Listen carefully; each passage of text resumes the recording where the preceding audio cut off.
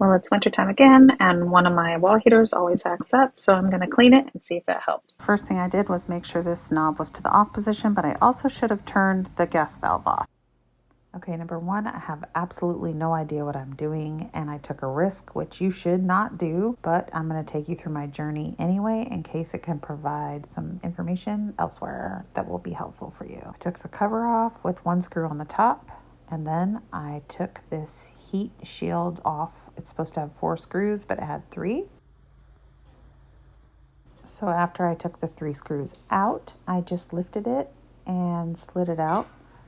And one thing I want to note is that this heat shield has a crack in it. And I don't know if that is a problem or not. It's been that way for a long time.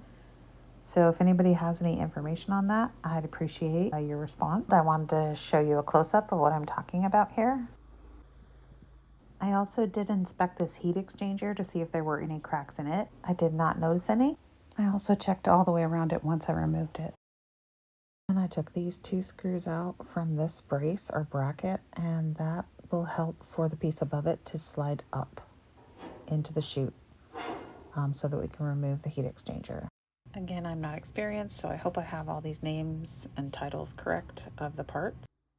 I wanted to show you this side slot here so you can see where there's a little slot where the heat exchanger metal at the top slips into that. So that's why this needs to lift up so that portion can come out. I also removed these 2 screws at the bottom. I wasn't probably as careful here as I should have been, but I was lucky that the heat exchanger didn't fall down onto the gas line.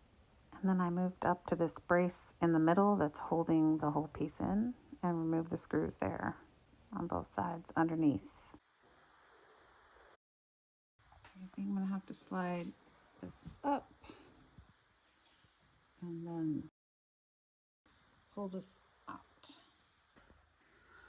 And then this notch.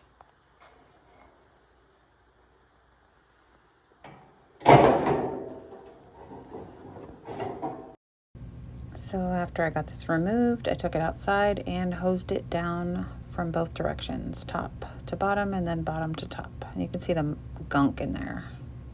The out-facing and in-facing sides are important because the metal was bent or something and I had a problem getting it back in later. If I do it again, I'll mark the outside. Both sides looked identical, so I didn't think I was going to have a problem, but I did. It's real dirty. That was what the inside. And here is a close-up look. I sprayed it as good as I could, first from the widest opening, and then I flipped it upside down and sprayed it down from the other side as well, trying to go at every angle that I could go at to get the most of this white gunk out. I went ahead and rinsed this down too, and then let both pieces completely dry. I thought this burner looked pretty good, but I went ahead and did a little bit of vacuuming across it. I stuck my camera in between the 2 top plates so I could video record up the vent to see what it looks like and see if it looked dirty.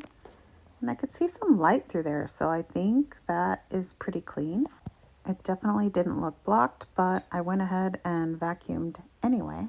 I created this cover for my vacuum hose nozzle to fit through, and the rest will block the hole, and I just taped it up there to get some extra pressure, air pressure, pulling out the dust and debris there.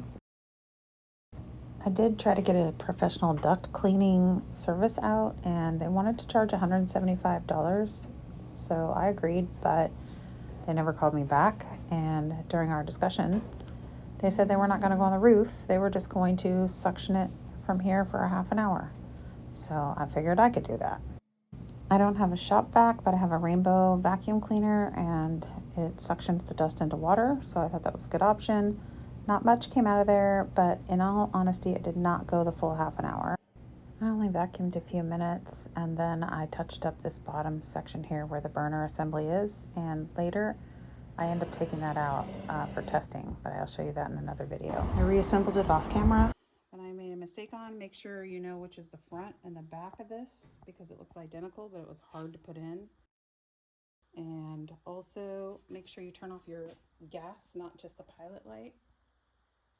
but the valve, because when you're putting this heavy piece back in, if you drop it, it could bust the gas line. And then these, make sure these go into the slot. Hopefully I got it in there good enough. And this was hard to get back up in there while this was being put in. So this goes back in first, shove it up as high as you can, and then put this up, put it up in there, and screw in the two things so it doesn't fall. Two screws so it doesn't fall down onto your gas lines and stuff. And it was also hard to clear past this thermopile and the pilot light. So, and then this goes on last. A good thing I took video because I wasn't sure if this went up or down.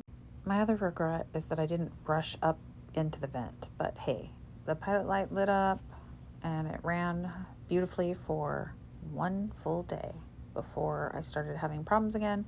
I'm still glad I cleaned it out because it's been something I've been wondering whether it's been affecting it or not. So I'd say this is a success.